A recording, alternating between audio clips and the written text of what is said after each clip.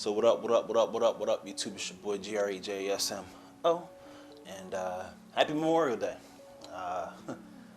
This is the day that we're supposed to memorialize those lost in war and battle, and everything that they fought for our country.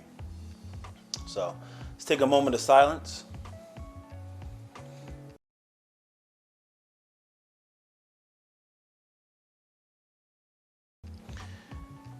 And I can't actually thank those people because, you know what I mean?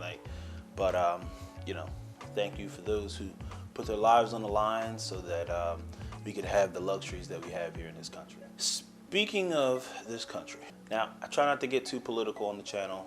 It's not what I want my channel to be. I want this to be a camera and tech lifestyle channel, if that makes any sense. I should just encompass cameras in tech because it just, like every cell phone has a camera. My camera has tech in it. I got new gadgets to go with my camera, wireless microphones and stuff like that. Tech falls into or cameras fall into the tech sector. I have been looking into some other countries around the world, more specifically the African countries. Anyone who knows me personally has heard me say 1,000 times that when it's my time to retire or it's my time to go, I would like to be in Africa, more specifically, probably West Africa or Sub-Saharan Africa, Ghana, Nigeria. I really don't know. Right now, I got my eyes set on Ghana because of 2019 was the year of return and I completely missed the boat. I really want to get a chance to at least visit the country, the continent,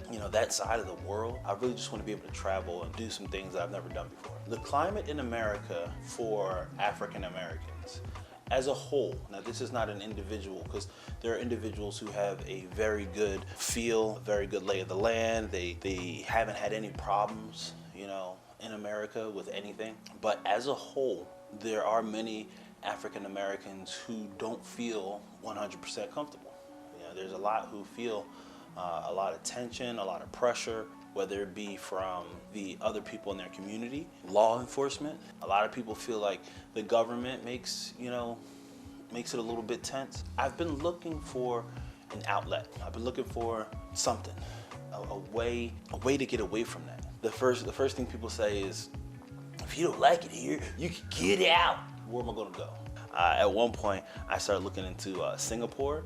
Singapore is a very culture-friendly area within the Asian countries. But the only problem with Singapore is that now with coronavirus, everybody has their guard up on who they're letting in the country. I don't blame Singapore. I'm not saying I can't go. Probably could. Probably do very well. My thing is, I really want to go to a place where the people that run the place look like they could be related. I know that probably sounds a little shallow. When you really think about it, if you are a white American and you look at a dollar bill, any of them, the person on that dollar bill may have been related to you, or the person on that bill looks like someone who could have been related to you, for the most part. Now I understand we don't have any presidents who have had red hair.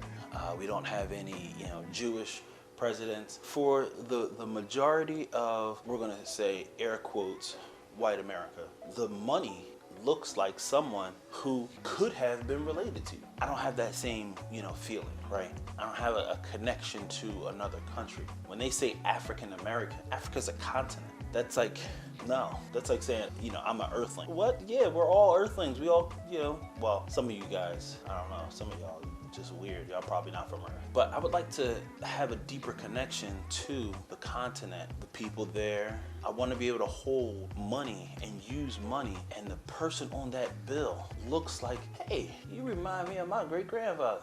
We got the same nose structure. We got the same eye structure. I want that connection. I want to go to one of these countries, one, to visit, but then two, to experience the culture. And if I find something there that, where I actually do feel safe, I wouldn't mind retiring there. At the core, I'm still an American. I've pledged allegiance to the flag for 13 years of my life. And not saying that once I graduated high school that I stopped pledging allegiance, but it's built into who I am. I've been watching a lot of videos on YouTube about the African countries. And one thing that I've I've noticed is that in some areas there's just trash on the street, right? And I'm thinking to myself, okay, there's trash on the street in Camden, trash on the street in Philadelphia. Go to AC, you know, you see homeless people. So I can't really complain about that because we had that kind of stuff here in America. Why don't they pick it up? I'm looking at it from an outsider's perspective. There's just certain things like the electrical brownouts or whatever, like when the electricity goes out. Why don't they just fix that? It's such an American thing to say. Why don't you just fix the electricity? Some places don't have running water. Fix your water. They don't really use dryers, especially in Ghana. Like all the videos I've been watching, people showing the houses, they have a washing machine, but they don't really have a dryer. To me, that's weird. In my personal family, we haven't hung clothes on the clothing line outside since I was about 9, or, you know, like I was a little kid. So I know that there's gonna be some adjustment. One big adjustment. I don't know if I'll ever get used to it. Eating with your hands. Like they literally scoop the food up and they shove it, like just shove it in their mouth. And I know this sounds like privileged American thing to say, but that's nasty. I mean, everybody eat out the same bowl.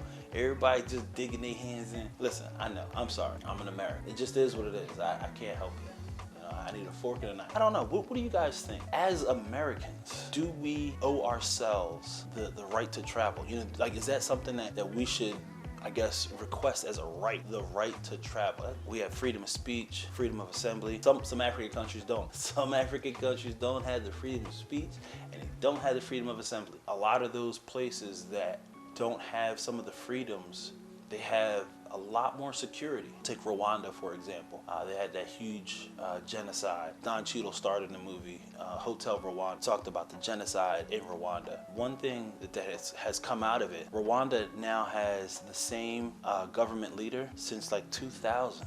Their murder rate per 1,000 is like 3 point something. You look at the murder rate in surrounding countries, some of them are as high as 13 murders per 1,000.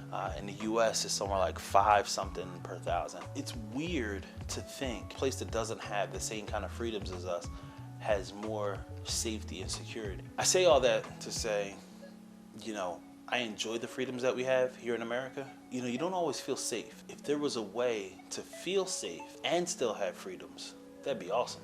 The only reason why I'm looking into any of this, you know, foreign country or reconnecting with Africa, one, historical value of it. If I'm called an African American and I've never been to Africa, well, how African am I? I think that if you would call yourself an African American, you should at least visit Africa. You know, once this whole quarantine stuff is all finished, I think that's what I'm gonna try to do. I'm gonna, obviously, first things first, I made a promise to my wife that we would visit Thailand, but we will also visit Africa at some point. My daughter's graduating age. Hopefully we can take some kind of a trip this summer. Things, you know, open up and you know, we feel safe about it. My stocks go back up. I want to take my daughter to Thailand before she graduates high school, but I also want to go to Africa as a family vacation upon her high school graduation. We're fortunate to have a family with, you know, 2 parents that are working and that are loving. Not everybody has that. That's another luxury that we kind of overlook. You know, I want my daughter to understand, like, mommy's side of the family,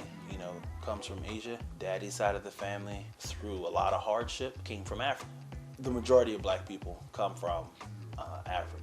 Brown-skinned people, for the most part, come from Africa. Now, yes, there are native tribes. Yes, there are Aboriginal island tribes. And yes, I do have some native blood running through my veins.